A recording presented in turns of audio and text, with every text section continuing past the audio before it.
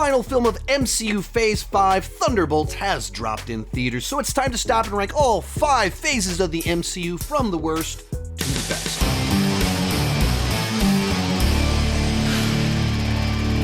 Hi, my name is Sean, and I love to talk about movies and TV way too much. With that in mind, go ahead and join me down below in the comment section. Share your ranking of all 5 phases of the MCU. My list is not the right list, it's just my list, and I would love to see yours. As I go into this, I'm trying to discuss the phase as a whole, and how much I respect what it was able to do, likewise the consistency of the quality, but how does it work as a phase itself? The difficulty, the complexity of what it's trying to accomplish, how successful was it, how exciting was it to be a part of that wave of that phase as someone that was there in May 2008 watching the first Iron Man movie. It's all of that stuff, the overall meta perspective on the phases, not just like how many good movies and how many bad movies were in there, but how does it work as a whole? And let's get started. In last, Phase 5. To me, this is Marvel Studios completely lost. If you look at the movies of Phase 5, there is absolutely no plot or thematic through line. And you might say, well, that's because they had to redirect because they decided to pivot away from Kang. Okay, let's keep Kang in the mix. He's our big bad. There is still absolutely no thematic or plot through line in the movies that they greenlit as Phase 5. Quantumania has absolutely no follow-up in any other movies. Guardians of the Galaxy Volume 3 is a completely standalone Guardians of the Galaxy movie with no connections to anything else. The Marvels follows up some TV shows, maybe sets up some stuff in Phase 6, but once again, no ties to other Phase 5 projects. Deadpool and Wolverine is in the multiverse, but like it has no actual connective tissue to Loki besides the TVA, and has its own rules for the TVA. And so it's basically just using the TVA of Loki to do this Ryan Reynolds Fox X-Men project that's very entertaining, but has nothing to do with anything else. Captain America Brave New World starts to introduce this very simple theme at the end of it, who are the Avengers, and Thunderbolts follows up on that. But that's to say, we don't get any sort of concept of what the phase is about, what it's aiming towards, or anything until like the final 2 movies where they go, yeah, it's about who are the Avengers. That's it. And that has nothing to do with anything said in the first 4 movies other than MODOK saying, at least I got to be an Avenger before I died. Just nothing to do with it. And if you tie in the TV shows, it only gets that much better because Loki Season 2 does follow up Quantumania and kind of closes out Kang. I don't think it was meant to, but it ended up closing out Kang in its own way. Beyond that, you get Secret Invasion, which should be this big, gigantic event in the world of the MCU, and it's just a bad TV show that has nothing to do with anything else that was going on. What If, Echo, Agatha All Along, Your Friendly Neighborhood Spider-Man, Daredevil Born Again, all of them just these scattershot projects all over the place with no ties to anything else, to the extreme level that Daredevil Born Again is New York City centric and is about how superheroes are being outlawed in New York City. A month after it ends, Thunderbolts is set in New York City and has a public press event about how we have a new set of superheroes centered in New York City. Like, it's just like no connection at all, total disconnect. We can always debate the merits of individual films, but we're talking about the phase as a whole, and this is the MCU lost. It feels like they're correcting the ship, feels like they're pulling it together. They've acknowledged all these TV shows spread too thin. They're trying to fix it. Love that. But it certainly has not happened in Phase 5 yet. They are lost. Today's video is brought to you by Factor. Make this your best season yet with 2-minute nutritious meals from Factor. We're heading into the summer. I want to go outside and have fun with my kids. I don't want to spend my time in the kitchen cooking and cleaning. That's where Factor is here to help. Factor meals arrive fresh and ready to eat. Perfect for any active lifestyle. It's easy to savor more this spring or summer. Factor meals pack in flavor with none of the fuss. With 45 weekly menu options, you can pick gourmet meals that fit your goals. Choose from Calorie Smart, Protein Plus, Keto, and more. Just got back from the gym. We've got queso fundido and ground beef and cauliflower rice, all with over 40 grams of protein. Factor powers your day with satisfying breakfasts, on-the-go lunches, premium dinners, and guilt-free snacks and desserts. I like to start my day with their protein shakes, once again, because I'm a high-protein kind of guy. Get started at factormeals.com/SeanChandler50off and use code SeanChandler50off to get 50% off plus free shipping on your first box.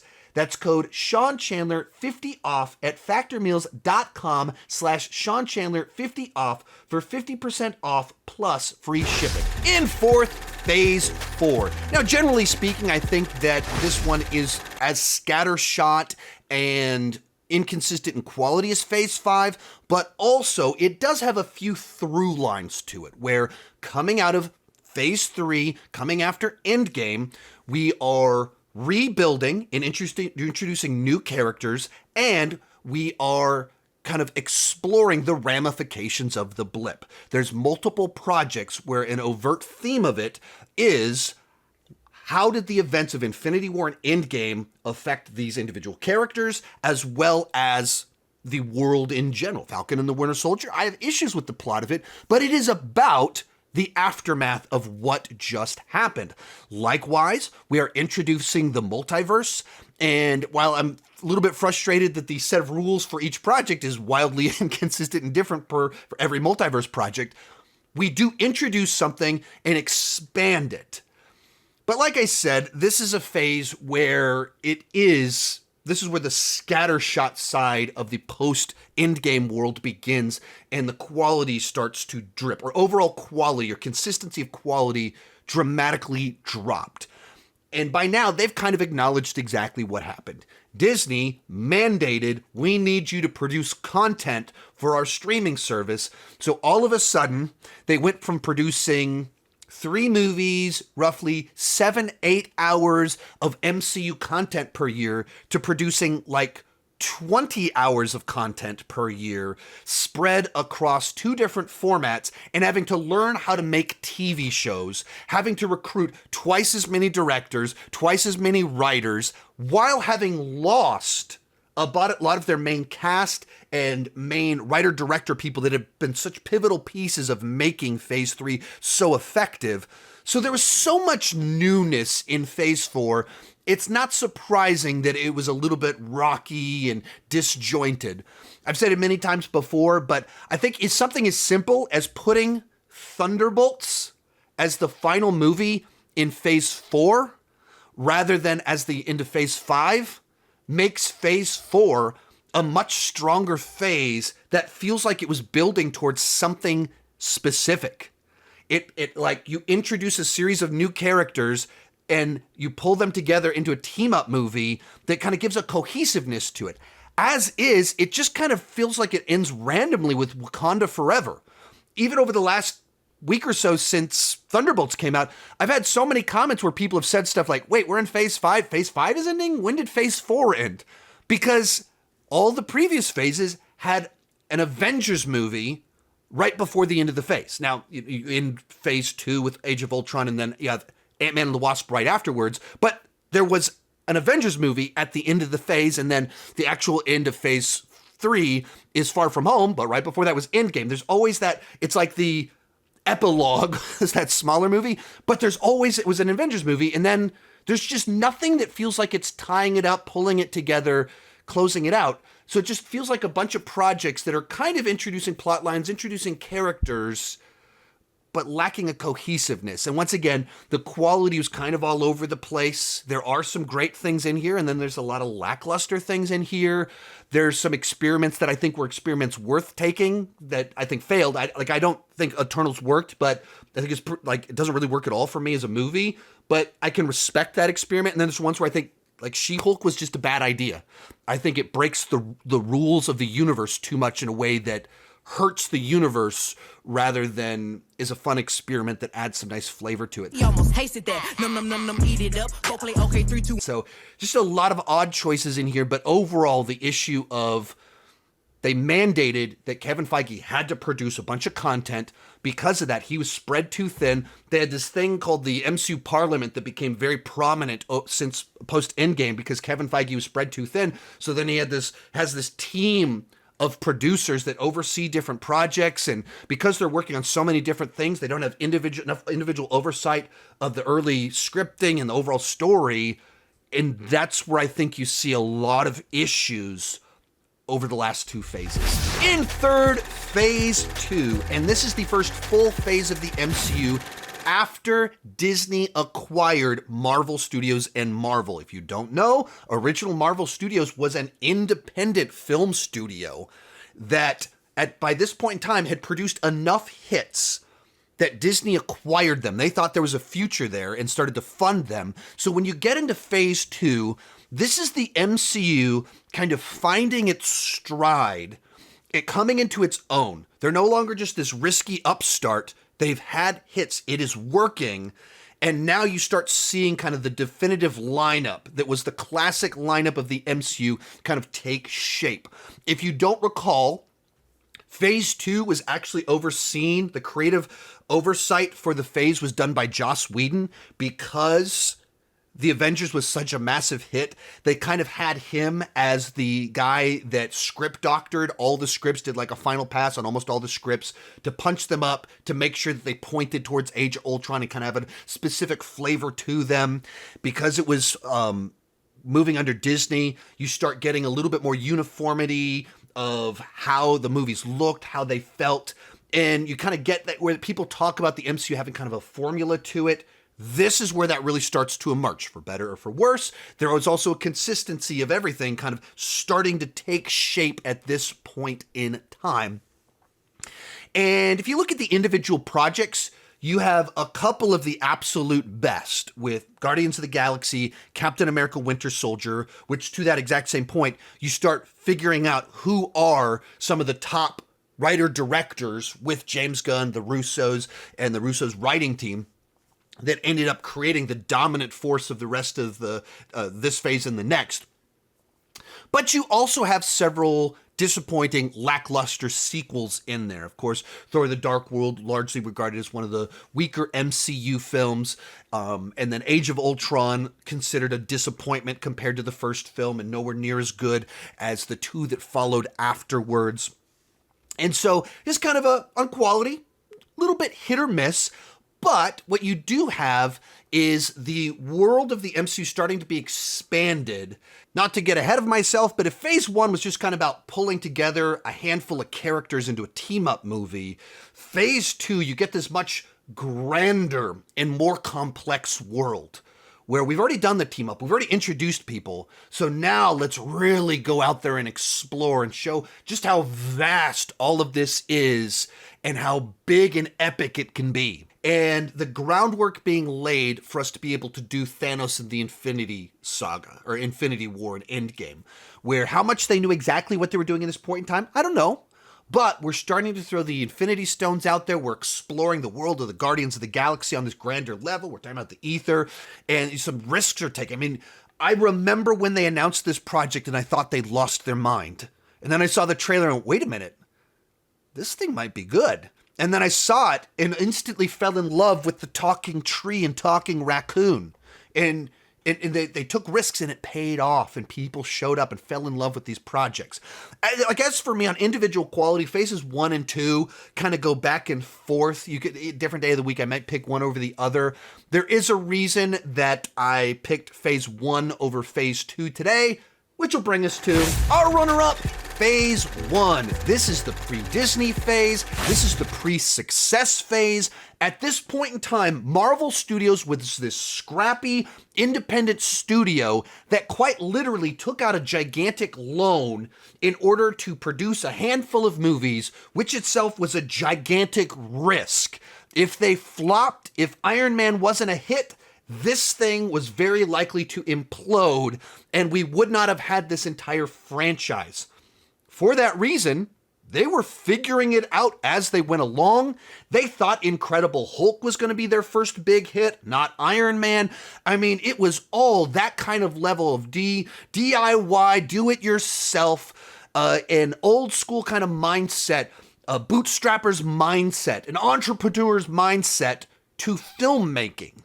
Because of that, you kind of get the most idiosyncratic of the phases where each director really had a little bit more of each movie, and because of each director had its own kind of distinct flavor and style to it. The Iron Man movies are very Kevin Feige. You watch The Incredible Hulk, it has a completely different tone than the entire rest of the MCU. There's like 2 jokes in that entire movie. You watch Thor, and it very much feels like Kenneth Branagh's mix of Shakespeare, Marvel, and fish out of water comedy. You watch Captain America: The First Avenger, and Joe Johnston brings kind of these old school adventure throwback serial vibes that he got working on The Rocketeer and working with Lucasfilm, brings that to an MCU film, and even just on a production design level where you have these art deco vehicles that are diesel punk and stuff like that just have just such a distinct vibe that's unlike anything else in the MCU. And that's kind of exactly what I like about this phase. That's why it inches out phase 2 as a phase. Like, once again, if you went one for one comparing individual projects, maybe phase 2 would win and be a stronger phase. Maybe. I like Iron Man and Avengers and First Avenger a lot. But it's that distinctiveness. For better or for worse, the individual projects here have an individual flair. And I'll say that that's for better, for my vote. Likewise, just that scrappiness of figuring it out that you feel all throughout phase 1, I love that. And the clear focus that it has. I've heard people say, like, well, I mean, phase 1, they didn't know that they were working towards Thanos, so, like, it didn't have any more focus than phase 4. Are you insane? Phase 1 was about pulling together the Avengers. It's the most focused of all of the phases. Let's introduce a character and tell you how they're going to be pointed towards becoming an Avenger. Really obvious what phase 1 is about. So for all those reasons, I just love the freshness, the originality, the scrappiness, the idiosyncratic specificity of it all. That's why it's my second. But coming in at number 1, Phase 3, and Phase 3 is easily, by far, the best phase of the MCU, where at this point in time, the franchise was just firing on all cylinders. Everything was working, where they had kind of discovered who their top talent was, what worked, and so the writer's room, the storytelling group was just in top form. They'd worked out some kinks. They had a target in mind. They'd figured out who the all-stars were, and we are able to just lock in. And so they're able to acclimate a number of new people into the mix that delivered very solid new entries and new characters into the mix while delivering some top-notch sequels. And you just get some fantastic runs in here where you get Spider-Man Homecoming, followed by Thor Ragnarok, followed by Black Panther, followed by Infinity War, which are just like a crazy hot streak of very different but very good movies. And even in that streak I just said, I left out Guardians of the Galaxy Volume 2 because I'm not as hot on it. If you are hot on Guardians of the Galaxy Volume 2, it's an even longer red hot streak. And you can go before that, Doctor Strange, very solid film, an interesting new addition. If you go right before that, you get Civil War, fantastic movie. Just like they were just dropping banger after banger because they knew what worked. They knew which talent worked. And they developed the franchise in such a way that they were able to do much more sophisticated storytelling. You can only do a movie like Civil War because the first two phases worked and audiences were bought in on the characters. You can only do Infinity War and Endgame because you had 10 years of movies that worked beforehand, that built up and properly set up those movies. Like phase 3 is something incredibly special in the history of cinema. There is nothing remotely equivalent in the world of movies to a franchise having this much output in this short of a period of time, in being able to pull it all together in such a satisfying way.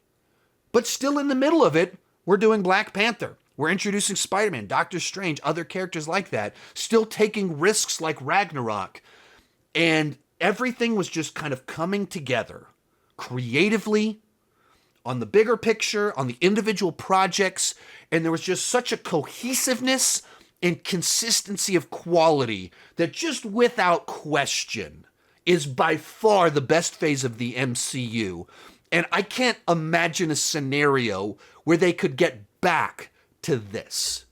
Simply because if you try to do it again, it's not going to be as fresh. We've already done it before. They did it, like the first time you do something, it's something special. And they pulled it off, they did it.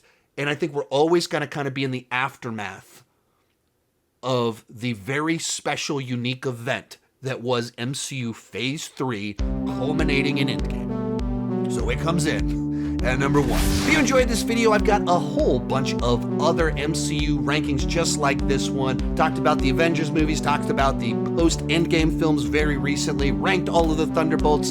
Hey, thank you so much for watching, and keep talking movies and TV too much. Bye-bye.